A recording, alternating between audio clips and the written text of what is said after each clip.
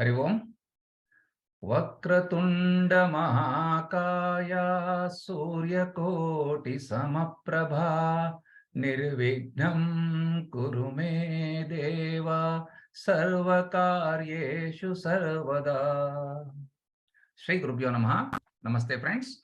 Welcome to session 134 of Bhagavad Gita verse by verse. We will continue our study of chapter 18 known as Moksha Sannyasa Yoga. Today we are taking up verses 16 to 20 of this chapter for our study. Later, Kumari Aditi is going to chant the verses that were discussed in the class. Before all that, Dr. Vikram Kekatpure will give us a quick recap of the verses we studied in our last episode.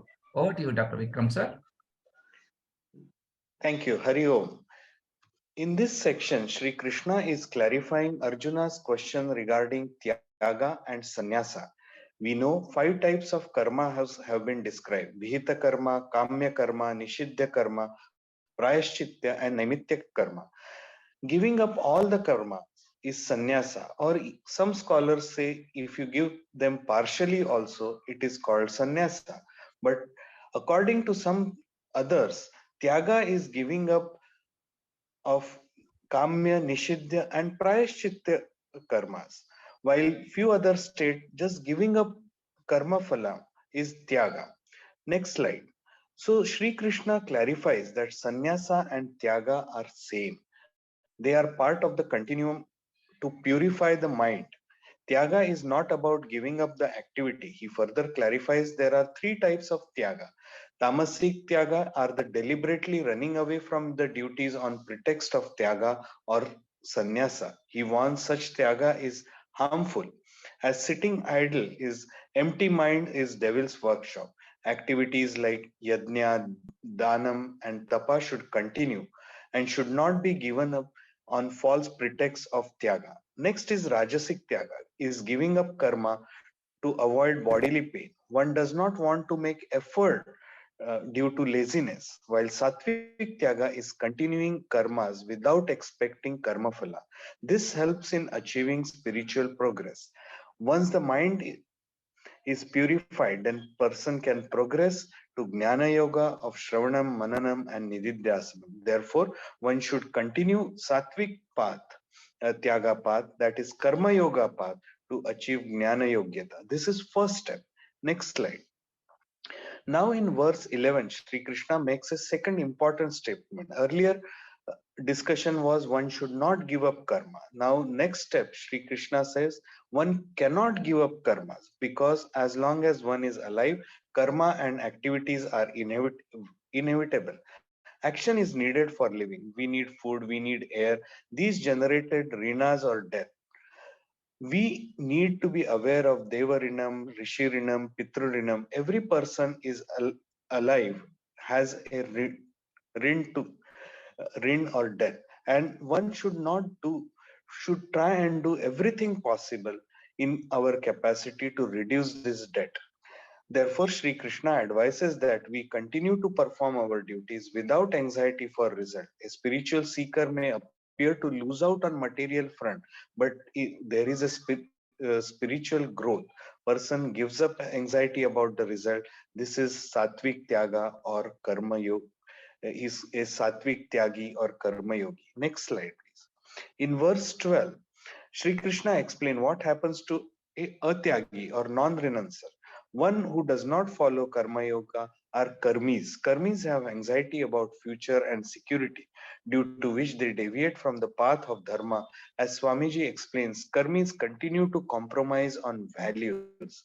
This leads to threefold results in life: Ishta, that is desirable, or Punya Phalam; Anishta, undesirable, or Papa Phalam, or Mishra, or mixed ones. And after that, Karmi with Ishtaphalam travels to higher loka, Anishtaphalam goes to lower loka, and Mishraphalam leads to birth in Manushya loka, while for a Tyagi is not attached to a Karma phala. With this verse, Sri Krishna completes the Karma Yoga part, where he referred to Karma Yoga as Tyaga. Next verse onwards, Sri Krishna summarizes Jnana Yoga. Next slide, please.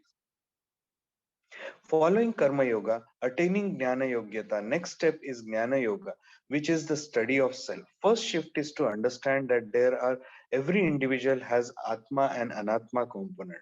Since the Anatma component is visible and active, we identify with Anatma component. The next step is to identify with the higher self, Atma, which is all pervading consciousness principle.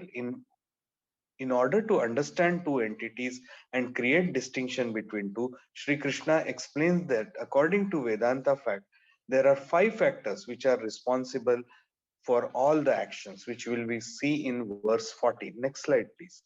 In verse 14, the 5 factors are described, that is body, organs of actions, that is 5 karmendriyas, or pancha pranas, organs of perception or 5 jnanendriyas, ego or doership, presiding duties of each of the 5 jnanendriyas and karmadriyas, that is adhishthan devata. No organ can function without blessing of presiding deities.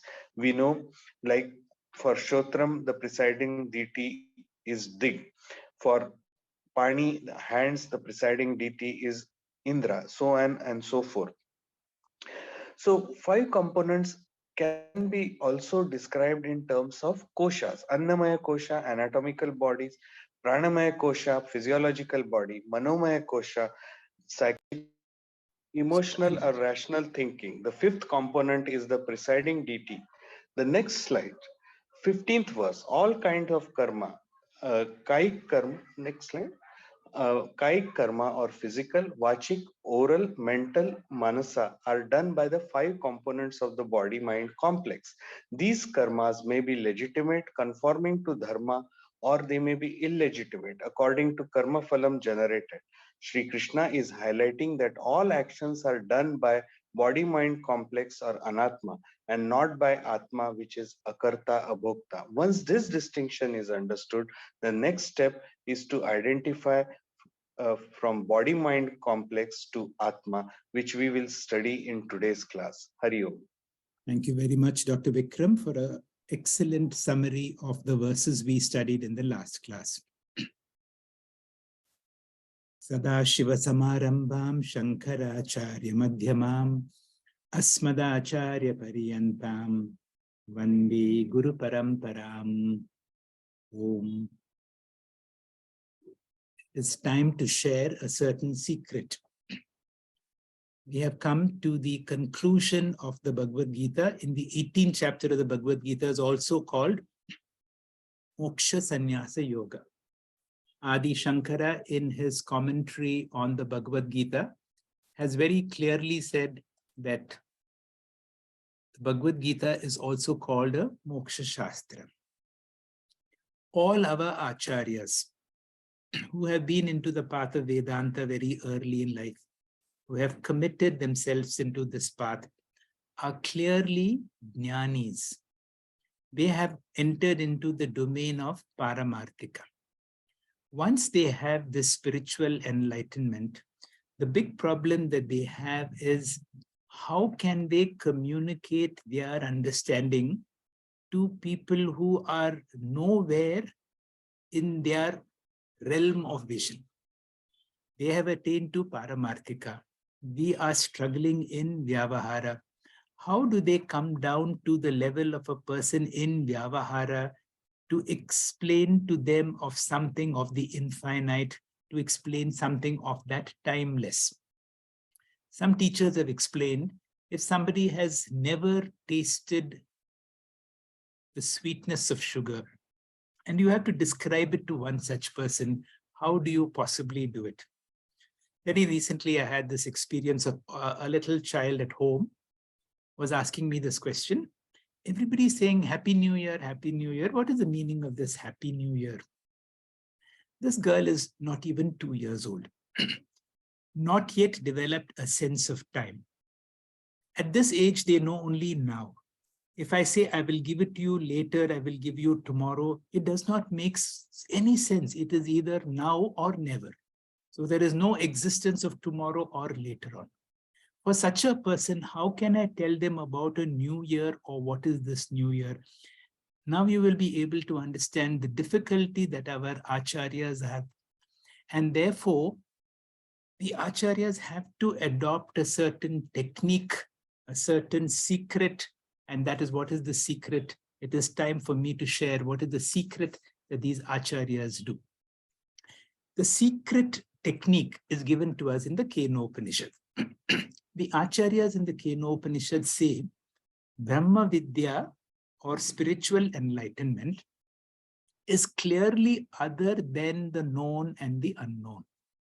Therefore, it is not in the domain of something that can be known. And the teacher will struggle and look into the eyes of the student, and he says it is essentially unknowable, because it doesn't have to do with any object that you know. It is strictly unknowable. And in exasperation, the teacher also says, and I do not know how to teach. The actual words are Anya Devatat Viditat Ato Avidat Adi. It is other than the known or the unknown. Now the student is a little shocked. You have come to a great acharya, and you know this acharya has attained, but such an acharya is saying, I am not able to communicate.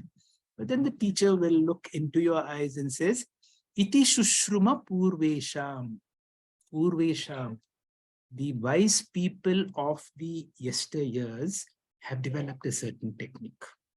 I will use that technique because it is through that technique only I have been able to get this Vidya, and it is hopeful that you will also get. As I said, we have been studying scriptures for a long time.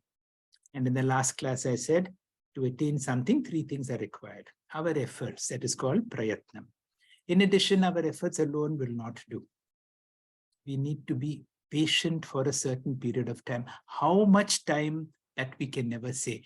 That time, that is where eternity comes in. I am ready. I have that tivra mumukshutvam. I will know I will attain, but I'm not going to, this is not in my hands. The third component is daivam. Therefore, I am open to grace. That is why a person has to be a bhakta, a parama bhakta. And then a bhakta does not ask for anything, not even for moksha. So that is the state of all of us now. Now, this technique or this secret that we have got is technically called adhyaropa apavada. Adhyaropa apavada is a big term, but it's like building a scaffold. Once you build a certain scaffold, then you can lay the roof on it. And once the roof is a little firm, the scaffold is removed.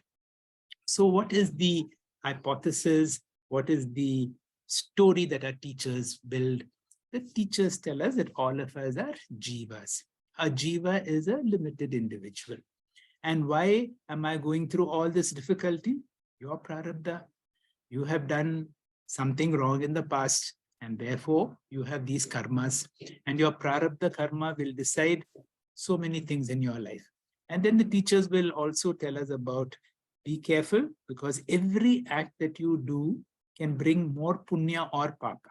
And if you generate more punya or papa, you will have to live for punarapi jananam, punarapi maranam. And then there is the bag of sanchita karma.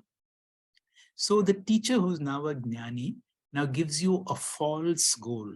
And that false goal is called JM or Jivan Mukta.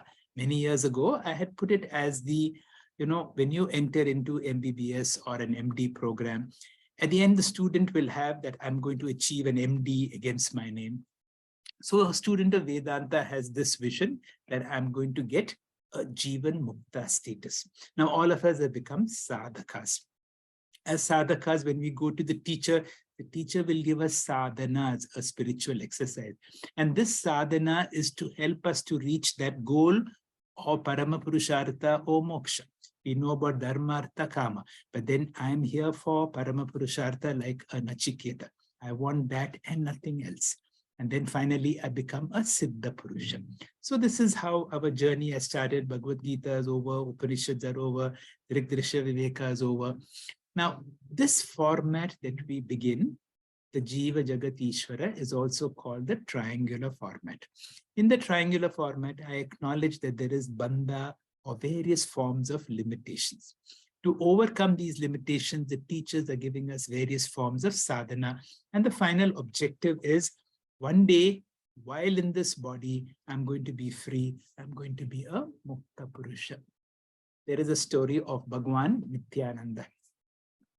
He had his ashram in Vajreshwari, and being a great person, a person from Bangalore, a sincere seeker goes to him and says, I would like to attain to your state. And he says, what skills do you have? He says, I can cook, I can fight. I'm a wrestler. So Bhagavan says, so many devotees come, there is no option for food. Why don't you start a canteen? For 10 years, he worked as a cook, serving food for all the devotees of Bhagavan. In the evening, when satsang was there, he would just watch. So what he did was prepared himself for Jnana Yogyata. The path that we are in, the teacher cannot give us Jnana Yoga directly. For years, we have to do various forms of karma, and how not as karma, but as karma yoga, as Ishvara Arpana Bhava, Prasada Bhava, that works on Kama, Krodha, the various 6 internal enemies that we have. And then we work on purifying the mind through Upasana Yoga, through Manasa Puja, Manasa Japa, Manasa Parayanam. We have the mind which is available for us. And once there is a mind that has been purified of certain impurities and the mind that is available for the teaching, the teacher will now introduce the scriptural texts like the Bhagavad Gita, Upanishads, and so on. But at some stage, we will have sincere, serious doubts. Is what the teacher is saying true? Then the teacher will clarify and give us mananam. And finally, we come to that stage of nidithyasanam, where we meditate on these teachings. And what is these teachings? Mano buddhi hankara chittana chitta ninaham. I am not my body, I'm not my mind, I am not this ahankara. I keep on negating. This body that I experience, this mind that is mine, whatever I see and experience, I am other than whatever I experience. I am not this, I am not this. Then I say that I have no attributes, whatever. If I have no attributes, what is my nature?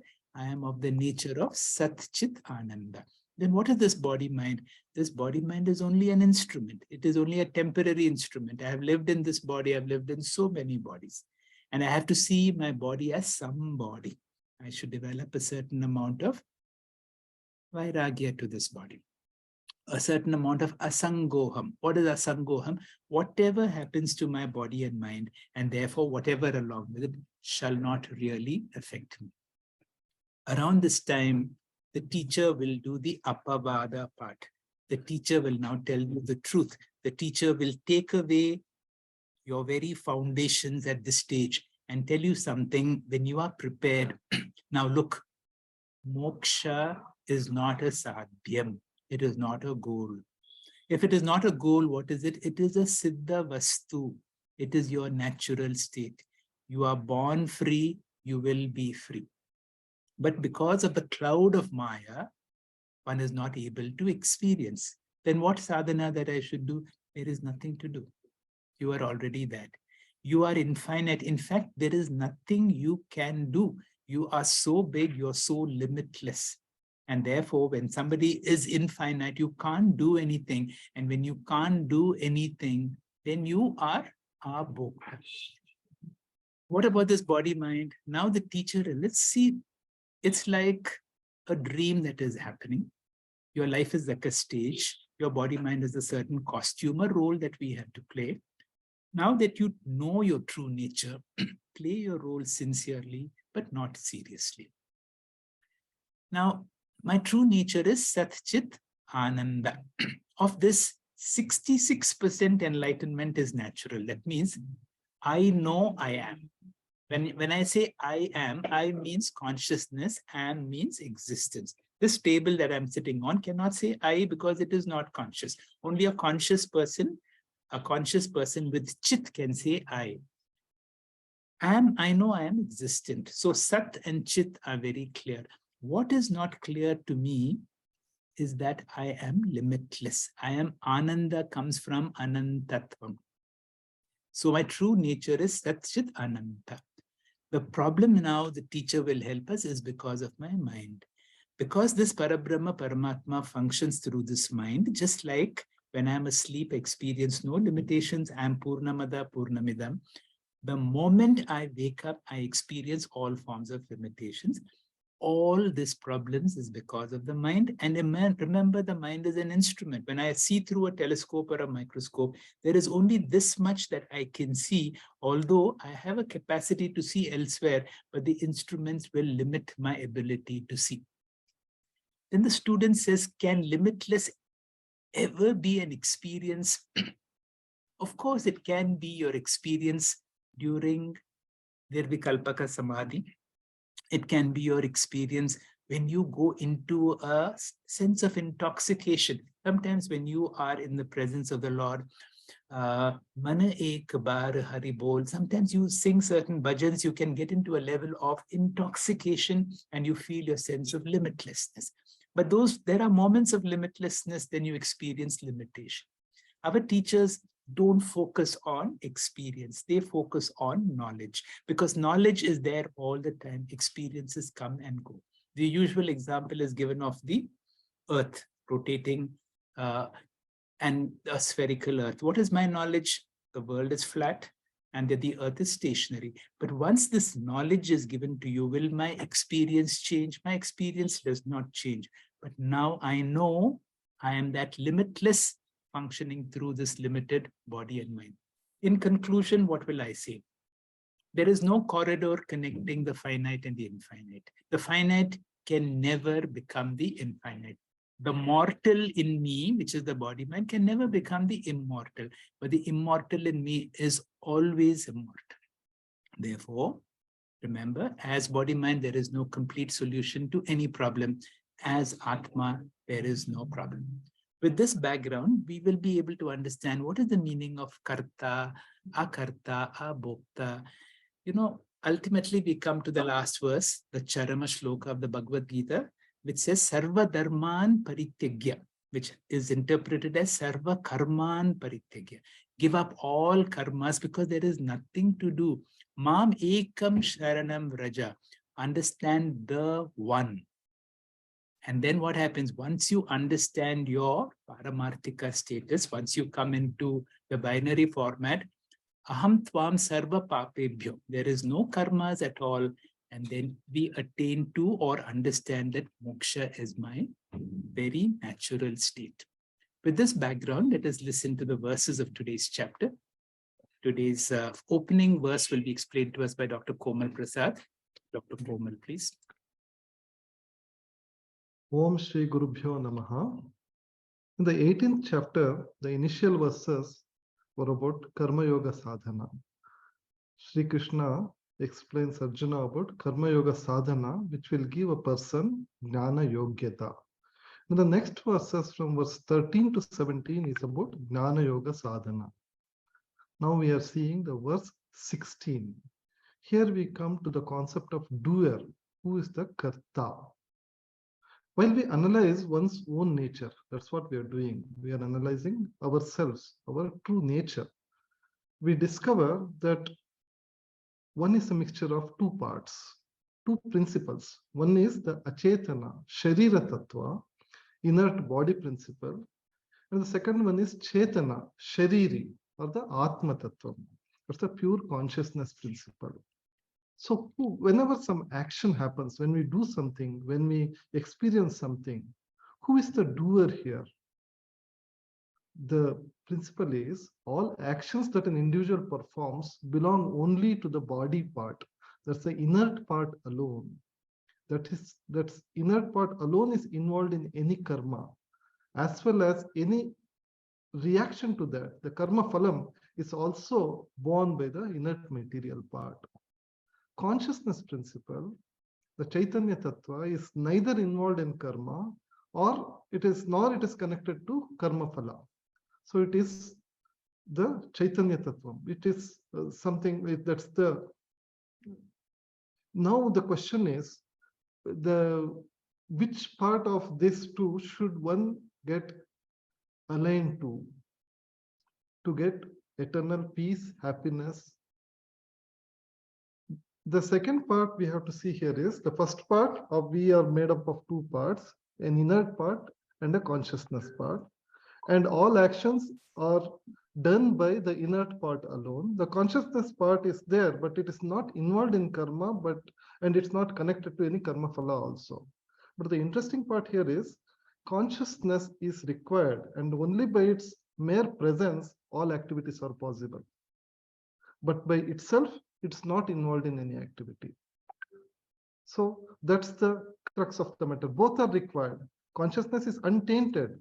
It is required for all activities, but it itself is not involved in any activity. This is what Sir just mentioned about how difficult this secret is to explain, because it, on the superficial sense, it defies logic.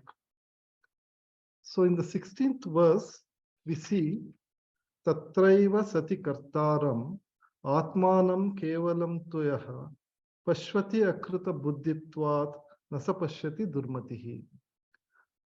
This being so, he who looks upon the pure self as the doer due to the lack of a refined intellect does not see. The person who feels that inert part of the body as the doer he does not have a refined intellect. He has a distorted vision. In the next slide, we see Sri Krishna divides this inert material. So we saw two parts, the inert material and the consciousness material.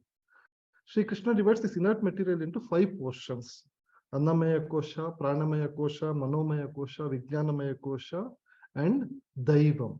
So that's the cosmic setup of the environment. So that's the new thing which we saw. The analogy what we can think of is about thinking about our inner engineering in a true sense, looking into the interior of the car. Nowadays, we are used to only 2 pedals with automatic vehicles. We have accelerator and brake, like raga and dvesha. We forget the third important one, which had this manual transmission, which is called the clutch. We'll consider what happens when this clutch is pressed, like how Dakshinamurti keeps the apasmara in control. When we press the clutch, the apasmara, you can see that it's not like finished. Apasmara is ever there, but it has to be under control, because without it, no activity is possible. Without apasmara, no activity is possible. That's why Dakshinamurti, he is smiling, ever smiling, just because he has kept a check on that apasmara. Similarly, you will experience that Chaitanya Tattvam when you press the pedal of the clutch. What happens there? What is the inner engineering inside the car? What happens here is there's an axle, there's an engine which is rotating the axle, and to this axle is attached these 4 gears, like this Annamaya, Pranamaya, Manomaya, and Vijnanamaya koshas. So these will be rotating. Only they can create this action of turning the wheel, as you are seeing there. And what is the thing which is outside this, which is controlling the actual speed and motion? It's the outside environment, how slippery it is, how hard it is, what potholes are there. That's the Daivam, the cosmic setup, the environment, which is experienced by the tires there. So these are the 5 things which are creating the action and which are receiving the reaction. Whereas what is this Chaitanya Tattvam doing? It is turning the axle, the engine and the axle, like Nimitta Karana and Upadana Karanam, they are just rotating on their own. Unless they are coupled with this gearbox, it does not, the action does not happen. But if you are not thinking about the axle and the engine, you will be thinking that the whole activity is happening only because of these gears, only because of these inert koshas. Whereas only when you press the clutch, you will know when it is uncouples and engages, you will feel the actual flow of the engine and the axle. So we can consider this analogy to see how this apaurushaya clutch can take us to our actual self, that is our Chaitanya Tattvam. So here Sri Krishna certainly takes us to where we have to hook ourselves, anchor ourselves, to call ourselves as our actual self. That's the Chaitanya Tattvam. And as long as we connect to this blue thing, this gearbox, then we are in that rigmarole of day-to-day samsara. no way out of this. So this is the way in which Sri Krishna says spiritual sadhana is learning to shift our identification from changing from material principle, from changing material principle to changeless consciousness principle. That's what our outlook should change. This shift in identification is spiritual training. Thank you very much. Thank you, Dr. Komal, for an excellent, innovative explanation of this particular verse. This is the 16th verse. As you can recap, from the 13th verse onwards, Sri Krishna has come to the topic of Jnana Yoga. And from a perspective of a Jnani, to see how action really happens. And he talks about the Durmati. Who is a Durmati? A Durmati, or a foolish person, a person of low intellect, is a person who believes that I am the one, because of me, everything happens. The ego is the biggest problem when it comes to self-realization. We will see, once you understand that I am akarta, what happens. So the next verse is about the akarta, and that will be explained to us by Sukanya. Sukanya, please. Om Shri Gurubhyo Namaha. The previous verse was about the ajnani's perspective of the Atma Swarupa. Present verse talks about the glory of ajnani. Verse is like this.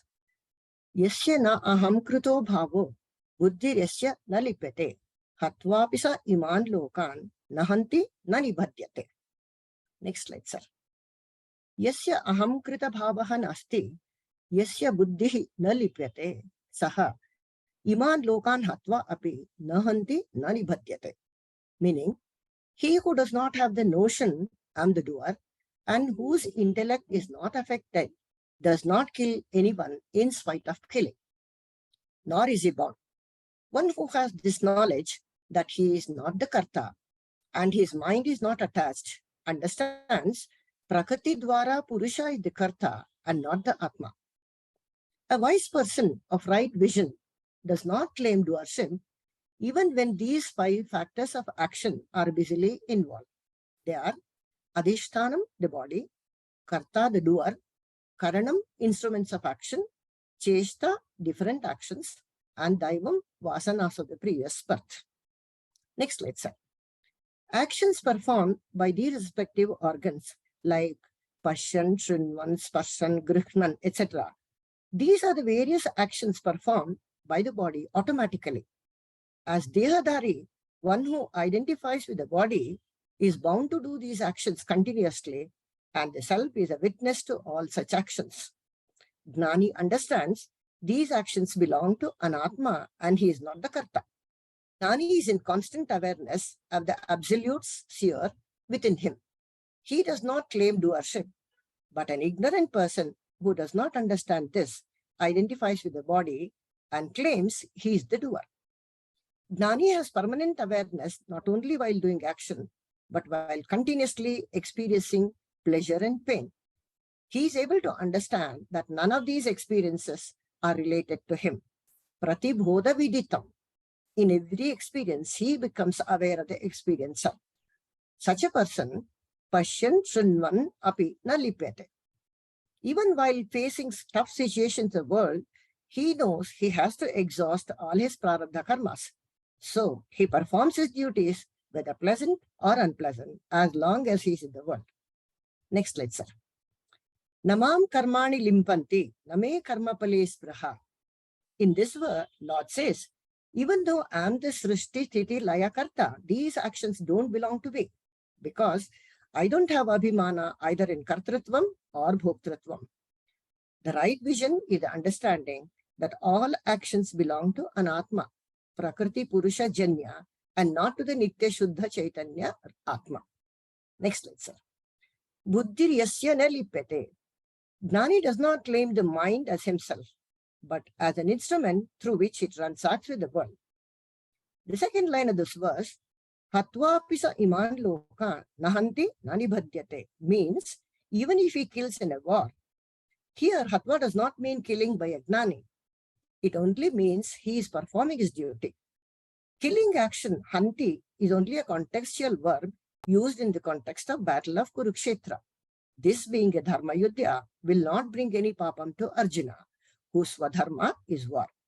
Such killings are not regarded as karma, but as karma abhasa. Swami Paramarthanandaji says, the message here should not be misunderstood, that the Jnani is free to kill anyone and get away. What is highlighted here is the glory of a Jnani who transcends punyam and papam. His actions are compared to a lotus leaf, which remains unaffected even in water. Lipatena sa papena padmapatra vibambhasa. This is inaction in action. Transact with the world, situations, people, but don't get affected. He is mukta sangaha, freed from attachment. Next slide, sir. Explaining the difference between karma and karma abhasa, Swamiji further says, a Jnani may perform Vaidika karmas as grihastha. Such karmas will not produce punya phala. Likewise, a Jnani's action of killing, as in Kurukshetra battle, also will not produce papa. Adi Shankaracharya in his Bhashyam explains, karma produces punya or papa, but karma abhasa does not produce punya or papa. Karma is like an unroasted seed. Karma abhasa is like a roasted seed. Next slide, sir. Another famous illustration for akarta atma is the close comparison to akasha. Among the many similarities between akasha and atma, both are asanga, sarvavyapaka, achala, and akarta abhokta. Next slide, sir. Anishtam, ishtam, mishram, cha, trividam, karmana, phalam. These threefold karma phalas, inferior birth, superior birth, and the human birth, will not happen to a renouncer, since all his karmas are burnt in the fire of knowledge. Next slide, sir. In conclusion, in various chapters of the Bhagavad Gita, right from chapter 3 to 17, Lord Krishna has been emphasizing that we are akarta and abhokta. But how do we develop these skills? With an understanding that the body, mind are only instruments of action. We just have to play our roles 100% without any attachment and anxiety. Swami Anubhavanandaji says in simple terms, don't use I for conveying your actions. Instead of using active voice, use passive voice. This will become a habit. Then finally, there are 5 preparatory steps as per Vedanta to cultivate these virtues: Sankalpa, Viveka, Pratipaksha Bhava, Prarthana, and Satsanga. This knowledge of renunciation and doership and enjoyership leads to Gnananishta and Moksha, as declared by Krishna, Eme matamidam nityam anutishtanti manava, Shraddhavanto anasuyanto muchante tepi karmebhihi. Hari Om Sir.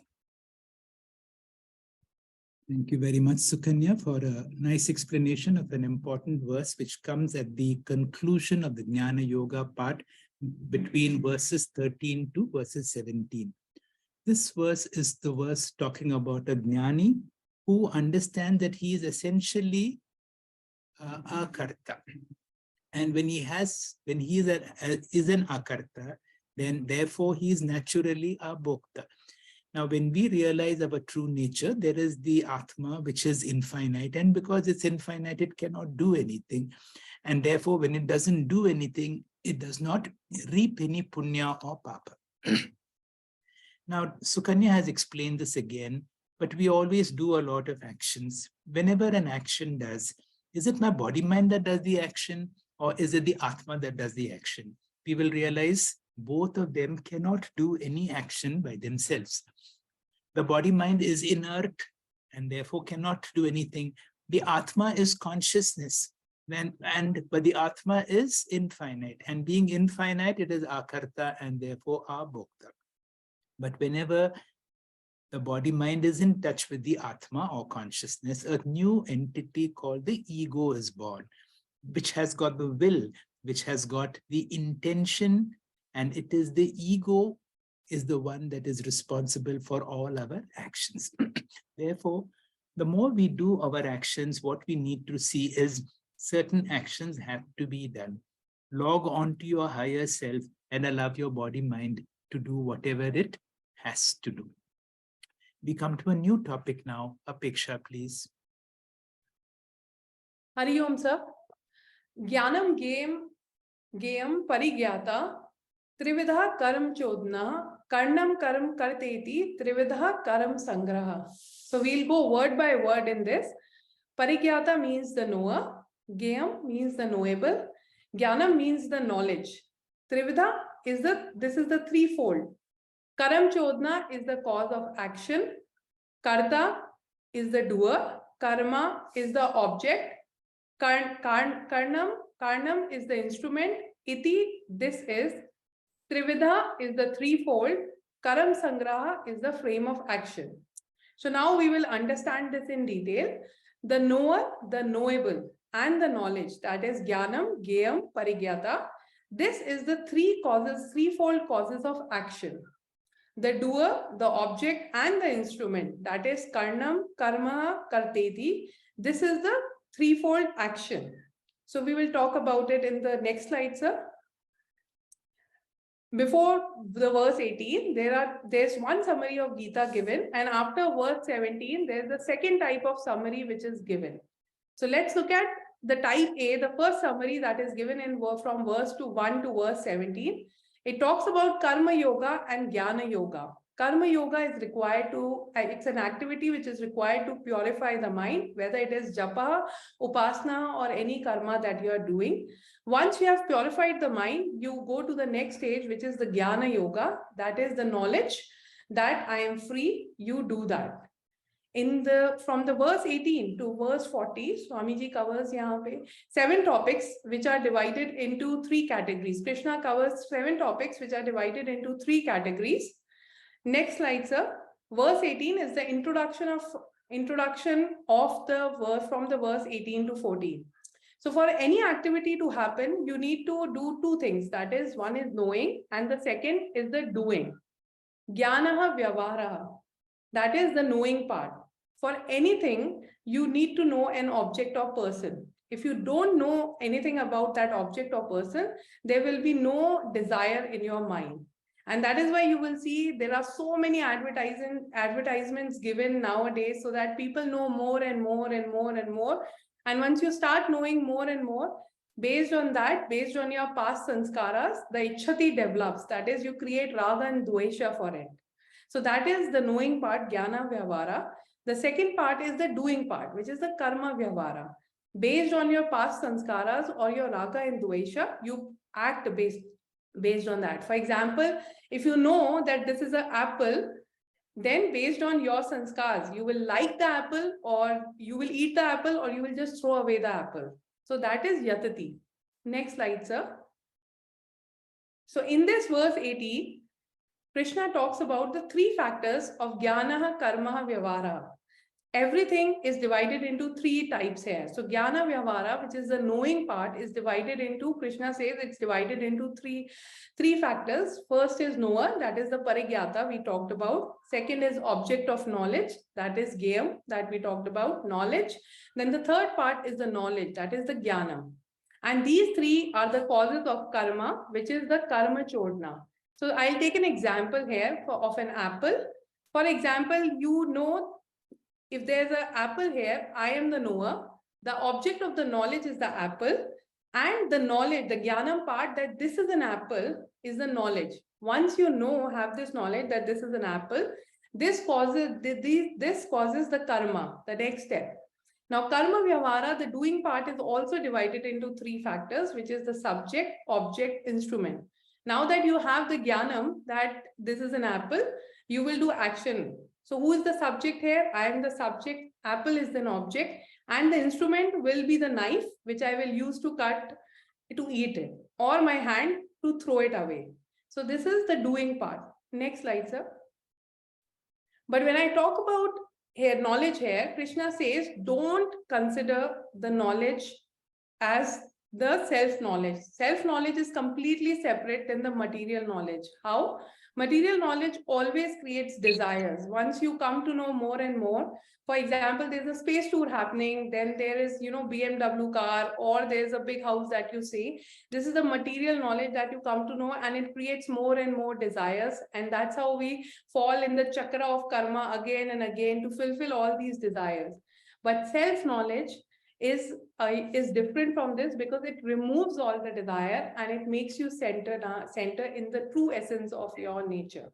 So this knowledge, when we talk, it is anything but the self-knowledge. Material knowledge creates all desires, and self-knowledge removes all the desires. Hari Om, sir. Thank you. Thank you very much, Apeksha, for a nice introduction to this verse, because this verse onwards, Shri Krishna is going to give a lot of new topics like what is Jnanam, what is Karma, what is Karta, what is Buddhi, what is Dhriti, and what is Sukha. And each of them classified as Sattva, Rajas, and Tamas. We should know anything tamasic means that which is related to darkness or ignorance. What is Rajasic? That which is associated with passion and action. What is Satvika? You will see, which is not contaminated by Rajasic and Tamasic. That is Satvika. With this background, let us see the subsequent new verses. 19th verse, Vidya, please. Hari Om, Shri Gurubhyo Namaha. Jnanam karma cha karta cha tridhaiva guna bedataha prochyate guna sankhyaane yathavat shrunuthanyapi. Word meaning goes like this.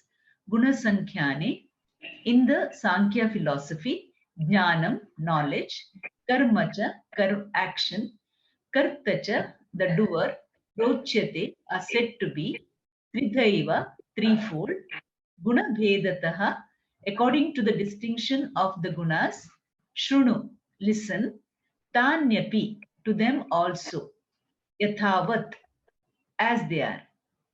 Lord Krishna, after summarizing Karma Yoga and Jnana Yoga, the main disciplines to be followed by the spiritual seekers in the earlier verses, from the 18th verse onwards, he takes up 6 topics, and each topic he makes a classification of 3. Life is janati, ichchati, yatate. Life is knowing, desiring, and fulfilling. All other knowledge can only produce desires, but only self-knowledge can destroy all the desires. Of the 6 topics, Lord takes up 3 factors: Jnanam, Karma, and Karta. Jnanam, we all know as knowledge. Karma means action. Karta means the doer. These 3 factors are Tridaiva. Trida means threefold classifications. This is based on guna bedataha, based on the difference of 3 gunas, namely sattva, rajas, and tamas, which means we have sattvika jnanam, rajasika jnanam, and tamasika jnanam. Similarly, sattvika, rajasika, and tamasika karma or action. The same classification continues to karta, the doer. Lord Krishna tells Arjuna that these topics are taken from the Sankhya philosophy. Great sage Kapila Muni created this Sankhya philosophy. Lord Krishna says, Guna Sankhyane Prochyate. Guna Sankhya means philosophy that specializes in the study of 3 gunas. Here Swami Paramarthananda clarifies that the Indian way is never to refute any system totally. Whatever is in keeping with the Vedic knowledge, whatever is good, we are willing to accept. Anything beautiful from anywhere is welcome. Our Shastra says never to accept anything blindly or reject anything outrightly. Krishna has borrowed ideas from Vyasacharya and also from Sankhya. Guna Sankhyane Prochyate, as it is declared in the Sankhya philosophy. Yathavat, as it should, and as presented by me. Shrunu, listen. Thus, Krishna tells Arjuna that once he has understood his own personality, he will be able to detect the predominant guna in him. In the 16th and 17th chapter, it is said of food, yajna, dana, tapas, karma. And here it is more deeper and subtler. Here, Arjuna is asked to perceive in this verse the way in which he interacts and responds to the things, the experience, the experienced, and the experiencing a little more deeply and subtly. Thus, to sum up, the word meaning of the shloka goes like this. In the Sankhya philosophy, knowledge, action, and the doer are said to be threefold according to the distinction of the gunas. Listen to them also, O Arjuna, as they are. Hari Om, Doctor. Thank you. Thank you very much, Vidya, for a very clear explanation of this verse. We will proceed to the next and the last verse by Dr. Vasumati. Dr. Vasumati, please. Om Shri Gurubhyo Namaha. Verse number 20 goes like this. Sarva bhuteshu yenaikam bhavam avyayam ikshate avibhaktam vibhakteshu tadgnanam viddhi satvikam. Tatparya, know the Satvic knowledge to be that which one sees the non-dual, imperishable and undivided selves in all the divided beings. Next slide, sir. Of the three topics, knowledge, action and doer, Krishna is taking up the first topic, namely Gnanam or knowledge, and he divides knowledge into three. The 20th verse here defines Satvic knowledge. The next verse, 21st, deals with the Rajasic knowledge, and 22nd verse deals with the Tamasic knowledge. And that too, knowledge about oneself. How do I understand myself? Who is the Jiva? Who am I? So, based on the way I look at myself, I can say I'm Tamasic, Rajasic or Satvic. When I identify myself with the Stula Shariram and so think that I am mortal and there are many mortal Jivas, it is Tamasa Gnanam. When I identify with the mind and claim that I am immortal and there are many immortal Jivas, that is called Rajasika Gnanam. And this Rajasika Gnanam comes from Veda Purva Bhaga, while Tamasa Gnanam comes from the worldly books. And after remaining in this knowledge and having done a lot of sadhanam, then one goes to Vedanta Bhaga, and from Vedanta, one improves that knowledge further and knows that I'm neither the body nor am I the mind, the traveling mind, the mind which is karta, bhokta, the mind which has got vasanas and which has got the sanchita, agami, prarabdha. Even that mind I'm not. Next slide, sir. Then who am I? I am the consciousness principle, which enlivens the body mind complex. And with what type of consciousness? Remember the 5 features. Consciousness is not part, product and property of the body. Consciousness is an independent entity which enlivens the body mind complex. Consciousness is not limited by the boundaries of the body mind complex, and consciousness survives even after the fall of the body. And that surviving consciousness cannot be recognized, and it's without transaction, but it exists. How many such consciousness are there? That all-pervading consciousness is one. So when I come to Vedanta, I claim I'm not the body, I'm not even the mind which travels after death, but I'm the consciousness which blesses not only this mind in this body, but I'm the consciousness which is behind all the bodies and all the minds, and that consciousness, ekaha, akarta, abhokta, and that is the culmination of self-knowledge. Next slide, sir. Now look at the shloka. Let us look at the shloka. Vibhakteshu sarvabhuteshu ekam bhavam ikshate. That knowledge by which one sees one consciousness, I, bhavam, it means reality. Here, the reality refers to Chaitanya Tattvam, Atma Tattvam, Sat principle. And how many consciousness are there? Ekam bhavam. And what type of consciousness it is? Avyayam. The body continuously changes, so does the mind. And when the body is growing old, the mind also becomes weaker. But this consciousness principle is avyayam. Avyayam means nirvikaram.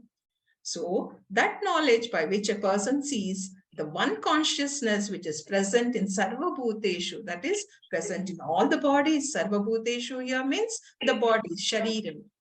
What is the nature of the body?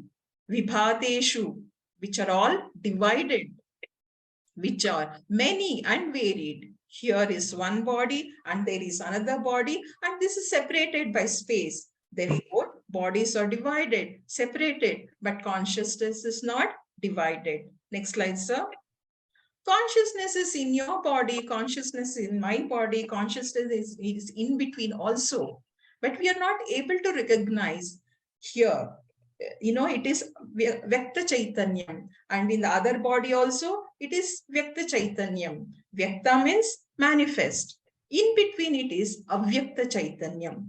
Therefore, consciousness is not a separated entity, not a divided entity, neither a pluralistic entity. And that is why it is compared to Akasha. Therefore, Avibhaktam, indivisible, like space. And I am that Atma, and I am the space like consciousness. The one who knows, he alone has got Satvic knowledge. It is the toughest challenge to say, I am the space like consciousness, and know that this is called Satvika Gnanam. So Krishna says, Tat Gnanam Satvikam Vidhi. In short, Advaita Gnanam is Satvika Gnanam. Thank you, sir. Hari Om. Thank you very much, Dr. Vasumati, for a nice explanation of a very, very important verse. And let this be the take-home message at the end of today's class. I am Atma Brahma. I am this consciousness which enlivens this body-mind complex. And this consciousness in me is the same as consciousness in everybody. Other than consciousness, sarvam kalvidam Brahma. Other than Brahman, there is nothing else. With this background, let us listen to the verses that we have studied today. The chanting will be by Aditi. Aditi, please. Hari Om. Om Shri Gurubhyo Namaha.